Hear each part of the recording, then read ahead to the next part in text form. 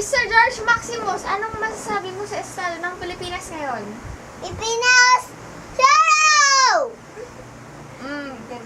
Kung ikaw ay magiging presidente, anong gagawin mo? Magsasaldado! Ano pa po? May baril! Ano pa po? Wala na! Paglaki mo po, sir, anong gusto mong maging?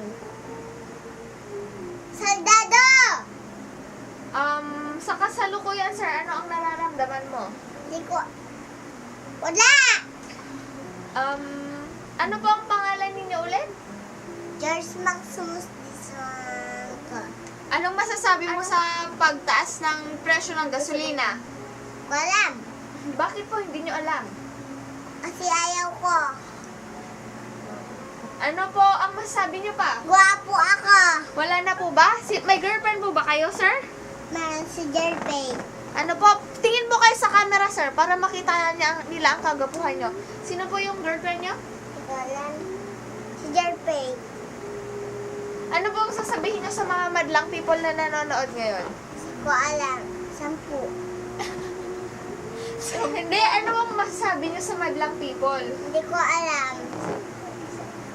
10. Sample. Sige na. Yung ano po, yung sinasabi ni Vice Ganda, sample. Ano po yun? Vice Ganda? Yung ganon-ganon. Gusin! Yung ano po, anong masasabi niyo sa katawan nyo? Jump! May muscle po ba kayo? Opo. Patingin po. Ano po ngayon ang pinagkakaabalahan natin? Hindi ko alam. Ilang taon na po ba kayo? 3 po. Sino po ang tatay nyo? Wala po. Si dad po.